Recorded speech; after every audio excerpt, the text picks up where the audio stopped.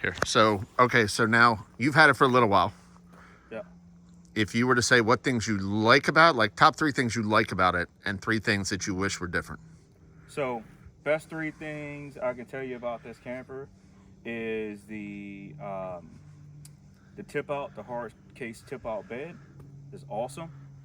The Timberland, excuse me, suspension, so it does not have an axle. So you can pretty much get it in some pretty nice places. It can crawl pretty good. Um, and then the utility of it. Those are like the 3 best things. The utility of it. I can use it for more than just camping, because it is a toy hauler. I can put furniture in there, or I could put bikes or whatever I need to put in there. So I know our one buddy is looking at to put his Harley in it. Right. And it can carry motorcycles. It can carry, like I said, this trailer only weighs 1,900 pounds. So other than the wind, you don't even feel it behind your Jeep. No. So that's his Jeep. That's a 2018 JL. Yep. So not too bad. It's not a hard time pulling. I would tell you, if you do go 37s, make sure you re-gear. If you got an automatic, you're going to have to re-gear, but probably get at least 488s. So I know it is a standard hitch. It's not a lock and roll hitch. Correct. So you got to watch that if you're thinking you're going to take it anyplace too crazy. Correct. Some people do convert it, but I haven't been anywhere so far that it's had problems. So 3 things I do not like. 3 things I don't like about it. So let me think. What have I had? So your battery. You got to replace the battery as soon as you get it. No ifs, ands, or buts about it, because if you're not somewhere where you're plugging in, and sometimes we're not, you don't have any battery life that comes with it. I think it's like a 54 amp hour battery that comes with this thing. Yeah, that ain't even going to get you through the night with and much. And it's lead acid. So,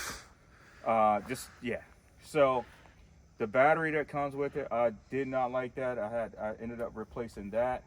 I don't like the fact that it does not come with a battery monitor. That's the other issue. So you don't have an idea of what kind of juice you got, even with the lead acid. So it doesn't come with that. And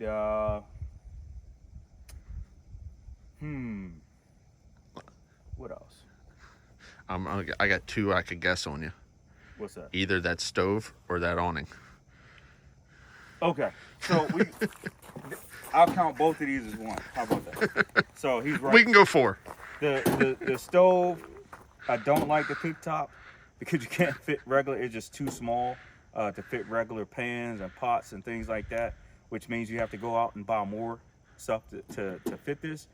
I guess if you up the battery, you could replace that like with an induction cooktop. You could do an induction. Some people have done inductions. Some people have done what I've done and just use the griddle or the cast iron to put on top of it. Some people have also replaced it with a Blackstone. So you got a few options there, but you shouldn't have to do that if you're paying that much. If you're paying over $20-something thousand for a camper or a trailer.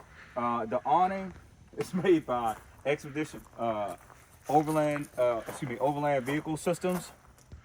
As you can see, I've got a ratchet strap around this because I can't bag on the awning. I do like the awning itself. It's just the bag. Maybe I got a defect, like the bag was defective or something, but the zipper's broke. The bag seems like it's way too small for the actual awning.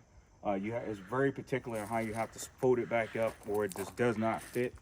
That being said, the awning, the height on it is good, and it does wrap around nicely. Yes, it's 270. Like, the size is good for the trailer. Yes, it's great for the trailer.